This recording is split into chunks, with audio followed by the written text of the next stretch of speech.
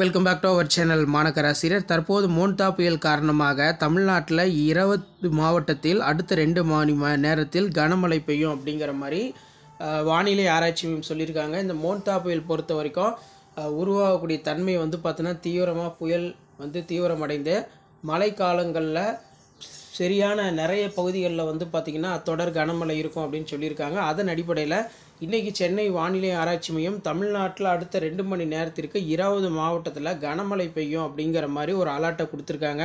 அதன்படி எந்தெந்த மாவட்டத்தில் கனமழை இருக்குதுன்னு பார்த்திங்கன்னா சென்னை, கோவை, திண்டுக்கல், கன்னியாகுமரி, கரூர், மதுரை, புதுக்கோட்டை, ராமநாதபுரம், சிவகங்கை, தென்காசி, தஞ்சை, தேனி, நீலகிரி, அதே மாதிரி திருவள்ளூர், திருச்சி, நெல்லை, திருப்பத்தூர், திருவண்ணாமலை, விழுப்புரம், விருதுநகர் ஆகிய மாவட்டங்களில் இன்னையிலிருந்து அதாவது இன்று இரவு 7 மணி வரைக்கும் தொடர்ந்து கனமழை அடித்து வெளுக்கும் அப்படின்னு சொல்லியிருக்காங்க.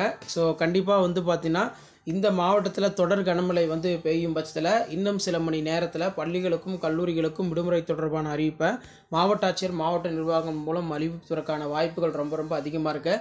ஸோ அடுத்தடுத்து பார்த்தீங்கன்னா இந்த மோன்தா புயல் காரணமாக தமிழ்நாட்டில் அடுத்த 10 நாட்களுக்கு பார்த்தீங்கன்னா தொடர் கனமழை பார்த்தீங்கன்னா இருக்குது. இதனால் பள்ளி மாணவர்களுக்கும் கல்லூரி மாணவர்களுக்கும் முன்கூட்டியே விடுமுறை தொடர்பான அறிவிப்பை பார்த்தீங்கன்னா வெளியிடணும். இந்த அறிவிப்பில் எந்த ஒரு தாமதமும் இருக்கக்கூடாது.